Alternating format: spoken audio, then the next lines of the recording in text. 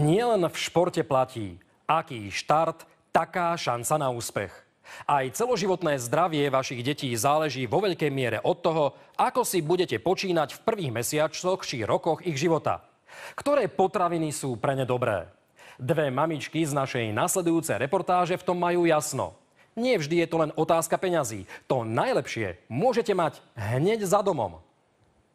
Všade sa hovorí o bioproduktoch, zdravej výžive, ale málo kto z nás si uvedomuje, že základy zdravia na celý život sme dostali už v takomto útlom veku. Teo má teraz vyše rok a pol a dodnes mu v podstate varím jedlo, ktoré neobsahuje cukor ani sol.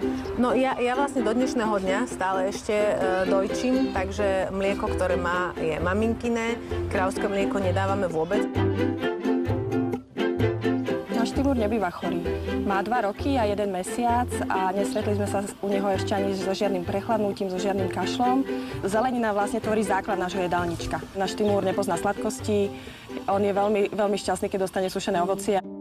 Pravdou je, že malé dieťa nie je zmenšenie na dospelého. To si musíme uvedomiť. Deťom do 1 roka sa nesmie soliť, pretože sa ešte vyvíjajú obličky a pečeň.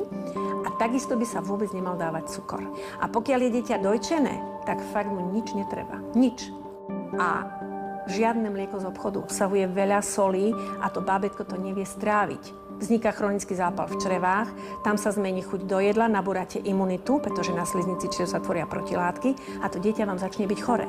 Snažím sa hlavne pre malička ho variť tak, aby mal vlastne tú zeleninu vo väčšom pomere. To znamená, v každom jedle, ktoré dostane, má zaradené ovocie alebo zeleninu. Žiadne cukry, rafinovaná biela múka, to u nás neexistuje. V našej domácnosti je to také zvláštne, lebo my s partnerom sa nestravujeme úplne ideálne, ale na druhej strane som si povedala, keď sa mi narodilo dieťa, že urobím maximum preto, aby vyrastalo zdravé. S príkrmami, keď sme začali, tak to bola taká tá klasika, že mrkvička, zemiačik, ale vždy samozrejme všetko robené na pare, na vode a bez soli. Vôbec deťom nedávajte cukor, lebo dieťa ho nepozná. Keď ho na ňo nenaučíte, ono nebude vedieť, že existuje. A čím dlhšie dieťa podržíte bez sladkosti, tým viac ste mu pomohli. Navyše sa dnes vie, že budujete tukové bunky, pretože tie tukové bunky sa najviac množia do roka, potom okolo 9. roku. Čiže ak nabudujete dieťaťu veľa tukových buniek, tak bude celý život bojovať s váhou.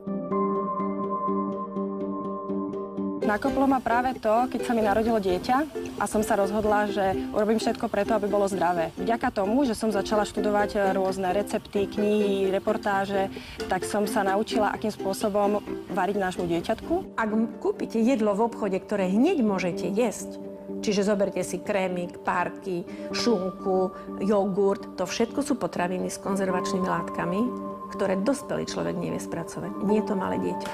A ja dnes hovorím, že dať dieťaťu párky, ako vo veku do 1 až 2 rokov, je podľa mňa trestný čin. Ja tým, že si stále ešte oficiálne hovorím, že som na materskej, aj keď pracujem a chodím do práce, ale nie je to našťastie každodenné, tak buď si to predpripravím skoro ráno, alebo vlastne, ak sme s Teuškom doma, tak mu to varím normálne do obeda. Raňajky máva takúto klasickú kašu a potom vlastne obedy mu robím vždy čerstvé. Čiže budete dávať dieťaťu dusenú zeleninu. Pokiaľ ho budete dojčiť, je to super. Môžete to obohacovať už po 6. mesiaci olivovým olejom, hej, alebo trošku normálneho masla, kvalitného masla. Potom pridáte ovocie. Ideálne je dávať ovocie z domácich zdrojov. Banány, mandarínky, pomaranče deťom nedávajte, pretože sú boh vie skade. To, čo rastie okolo nich, pretože dneska sa už veľa hovorí o energii. Tam je energetický zdroj.